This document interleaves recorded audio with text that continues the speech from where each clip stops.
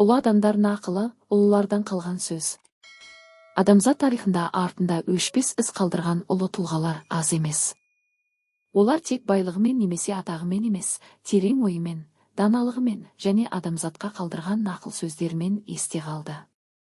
Ұлы адамдардың әрбір сөзі өмір мектебі, әрбір ойы болашаққа бағытталған шамшырақ.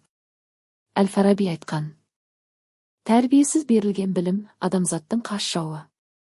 Бұл сөздің мағынасы өте терең. Қазіргі заманда білім алу оңай болғанымен, адамгершілік пен тәрбие әр адамның жүрегінде болу керек. Білім мен тәрбие қатар жүрсе ғана адам шынайы биікке көтеріледі. Абай Құнанбайұлы: адамзаттың бәрін сүй, бауырым деп. Абайдың бұл нақылы адам баласын мейірімге, бірлікке және сыйластыққа шақырады. Дүниедегі ең үлкен байлық – адамгершілік. Адам бір-біріне жанашыр болғанда ғана қоғам дамиды. Ыбырай Алтынсарин: кел, балалар, оқылық. Бұл сөз арқылы қазақ даласына білімнің жарығын алып келген ұлы ұстаз жастарды ғылымға шақырды. Білім болашақтың кілті. Оқыған адам ғана өмірде өз орнын табады. Шәкәрім Құдайбердіұлы: ар ілімі адамды адалдыққа бастайды. Адамның байлығы ақшасында емес, арында. Арын сақтаған адам ешқашан жаман жолға түспейді. Шынайы адам болу үшін алдымен жүректі таза ұстау керек. Конфуций: қателікті түземеу нағыз қателік. Әр адам өмірінде қателеседі. Бірақ қателіктен сабақ алу даналықтың белгісі. Өмір адамды сынау арқылы шыңдайды. Альберт Эйнштейн: қиял білімнен де маңызды.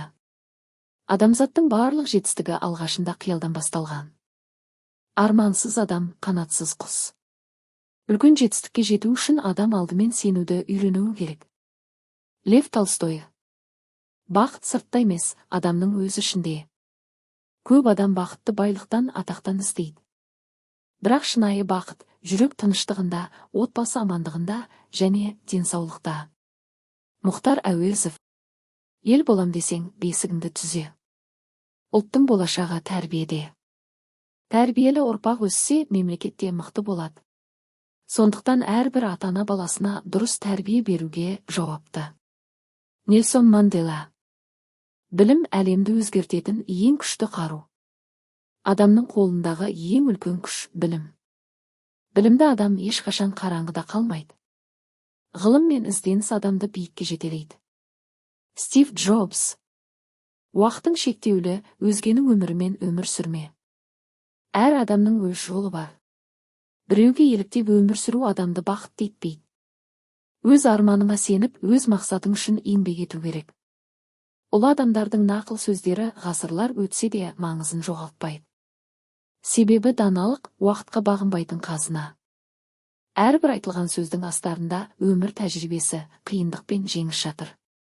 Өмір кейде адамды шаршатады. Кейде үміт жоғалғандай көрінеді. Осындай сәтте ұлылардың сөздері адамға күш береді. Бір ауыз дана сөз адамның өмірін өзгертуі мүмкін. Мысалы: сабыр түбі сары алтын. Еңбек етсең ерінбей, тояды қарның тіленбей. Жақсының сөзі жанға шипа. Бұл халық даналығы да ғасырлар бойы ұрпаққа жол көрсетіп келеді. Адам әр күні өзін дамытуы керек. Кеше қандай болсаң, бүгін одан жақсы болуға тырыс.